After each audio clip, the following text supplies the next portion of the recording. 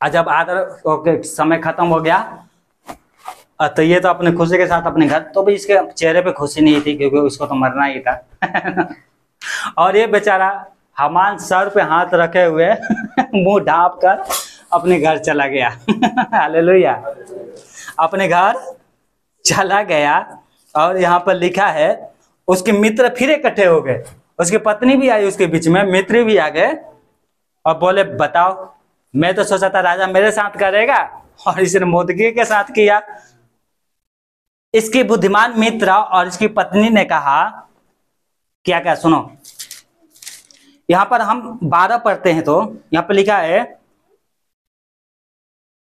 तब मोदगी जो राजभवन के फाटक में लौट गया, परंतु हामान शोक करता हुआ और सिर ढांपे हुए झट अपने घर को गया। और 13 में पढ़ते हैं हामान ने अपनी पत्नी जेरस से कहा और अपने सब मित्रों से सब कुछ जो उस पर बीता था वर्णन किया, उसको बता दिया। तब उसके बुद्धिमान मित्र और उसकी पत्नी ने उससे कहा मोदकीय, क्या नाम है उसका, मोदकीय, जिसे तू नीचा दिखाना चाहता है, यदि वो यहूदियों के वंश में का है तो तू उस पर प्रबल होने ना पाएगा, उससे तू पूरी रीति से नीचे ही जाएगा। बोलो हालेलुया। अब वो अगर यीशु मसीह को मानता है ना और तू उसका नुकसान पहुंचाना चाहता है तो तू नहीं पहुंचा पाएगा। हालेलुया। इसका मतलब यही है। बोलो हालेलुया। अब इनकी मित्र और इनकी पत्नी की आंखें खुल गया है ना कि तू यहूदियों से लड़ना चाहता है ना, अगर यहूदी है, वो मुदकी यहूदी है, तो तू उससे जीत नहीं पाएगा, तू उससे ऊपर नहीं नीचे ही जाएगा। हालेलुया। किस लिए गया था वो? ऑर्डर लेने के लिए ना, फांसी पे लटकाऊंगा। और परमेश्वर ने देखो उसी बुराई में से क्या किया, मोदकियों को महिमा करवा दिया। हालेलुया। वचन में लिखा है कि उस रात राजा को नींद नहीं लाया और वो इतिहास की पुस्तक मंगा के पढ़ा। बोलो हालेलुया। हालेलुया। 14 वो उससे बातें कर ही रहे थे कि राजा के खोजे आकर हामान को एस्टर के लिए किए हुए भोज को फुर्ती से बुलाएगा। बोलो हालेलुया। नीलम है, समझ में आ रहा है? हालेलुया। अब ये बातें बता ही रहा था कि मेरे साथ ये हुआ था, लेकिन इसका इमराज भी आ गया, चलो अब तुम्हें बलि चढ़ाने ले जा रहे हैं। हालेलुया। बेचारा फिर खुश हो गया, अभी दुखी था, ये खुश हो गया कि रानी ने कहा, देखो उस रात जो भोज हुआ था ना, तो राजा ने कहा, उस भोज में कहा था कि जो कुछ तुम मुझसे मांगेगे ना मांग, क्यों इतना खुशी में भोज किया है, मांग, आधा राज्य मैं तेरे को दे दूंगा, जो कुछ मांगेगी दूंगा, नहीं तो आधा राज्य मांगेगी वो भी मैं तेरे को दे दूंगा। हालेलुया।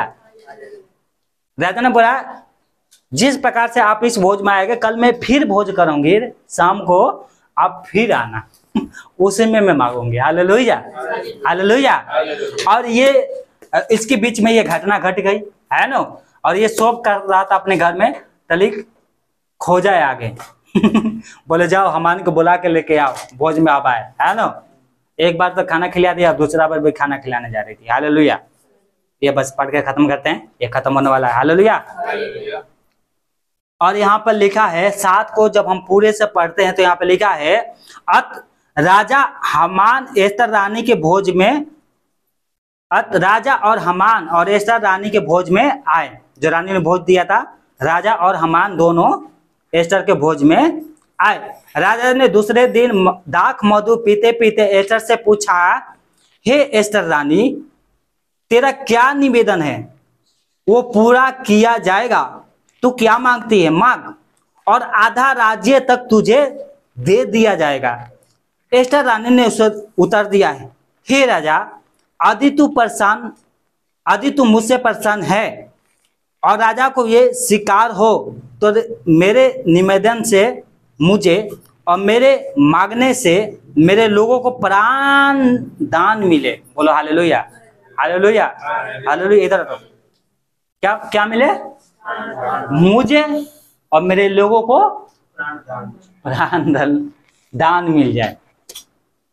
बोलो हालेलुया। राजा को पता ही नहीं था कि रानी मरने वाली है। हालेलुया। यहाँ पे लिखा है 4 में, क्योंकि मैं और मेरी जाति के लोग बेच डाले गए हैं। क्या डाले गए हैं? बेच डाले गए हैं। और वो किस लिए? और हम सब घाट और नष्ट किए जाने के लिए।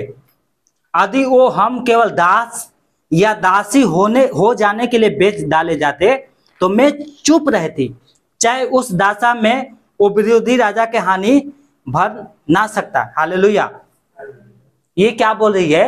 यदि हमें गुलाम होने के लिए बेच दिया होता तो उसमें भी हम खुश रहते, उसमें भी हम, परंतु हमें इसलिए बेचा गया है कि हम जान से मार दिया जाए। यहां पर क्या लिखा है? 5, तब राजा ने एस्टर रानी से पूछा, वो कौन है और कहां रहता है जिसने ऐसा करने का निश्चय किया है? एस्टर ने उत्तर दिया, वो विरोधी और शत्रु यही दुष्ट हामान है। हालेलुया।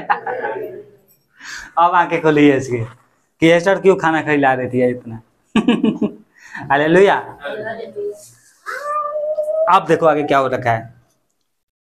7 में 6 में एस्टर ने उत्तर दिया, वो विरोधी और शत्रु यही दुष्ट हामान है। और आगे लिखा है, तब हामान राजा रानी के सामने भयभीत हो गया। राजा क्रोध से भरकर दाख मधु पीने से उठकर राजभवन की बारी में निकल गया। बोलो हालेलुया। राजा क्या हो गया? क्रोध हो गया। राजा क्या हो गया? क्रोध हो गया कि तूने ऐसा क्यों काम किया है, और बहुत क्रोध हो गया। और वो राजा के बगल में क्या थी? बारी थी, राजा के सामने ही था। वो चला गया बगीचे में घूमने के लिए। एस्टर तुम ढंग से बैठ जाओ।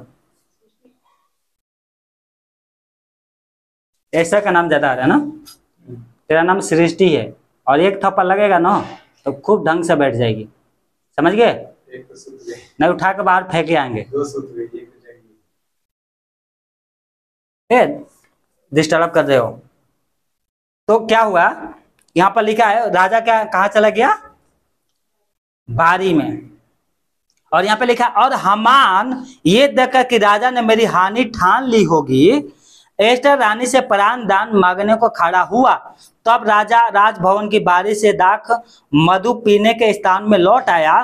तब किया देखा कि हामान उसकी चौकी पर जिस पर एस्टर बैठी है झुक रहा है। और राजा ने कहा, क्या ये घर ही में मेरे सामने ही रानी से बरमबस करना चाहता है? राजा के मुंह से ये वचन निकल ही था कि सेवकों ने हामान का मुंह ढांप लिया। बोलो हालेलुया। यहाँ पर क्या घटना घटी आपको नहीं समझ रहा?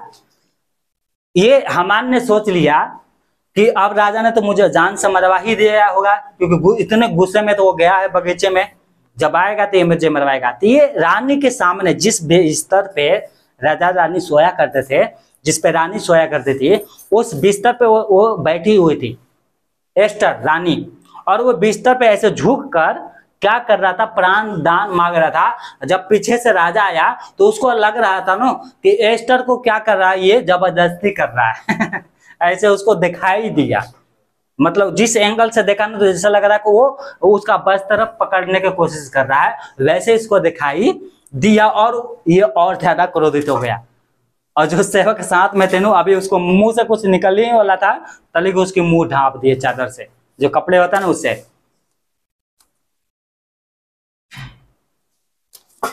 तुम ढंग से बैठ जाओ। क्यों डिस्टर्ब कर रहे हो? तुम्हारे वजह से हम लोग डिस्टर्ब हो रहे हैं। हालेलुया। और यहाँ पे लिखा है, तब राजा के सामने, कौन से पढ़ रहा था मैं अभी? हाँ, ढांप दिए। अब 9, तब राजा के सामने उस उपस्थित रखने वाले खोजे में से हमोना नामक एक राजा से कहा, हामान के यहाँ 50 हाथ का ऊंचा फांसी का खंबा खड़ा है, जो उसने मोदके के लिए बनाया है, जिसने राजा के हित की बातें कही थी। राजा ने कहा, उसको उसी पर लटका दो। हालेलुया। ये किसके लिए बनाया था? मोदके के लिए। ये राजा के हित के लिए बातें करता था, और ये इसको जान से मारने के लिए खंबा बनाया था। राजा ने बोला इसको उसी पे ले जाकर लटका दो। हालेलुया। और इसका कहानी खत्म हो गया। अब आगे नहीं पढ़ेंगे, टाइम बहुत हो गया।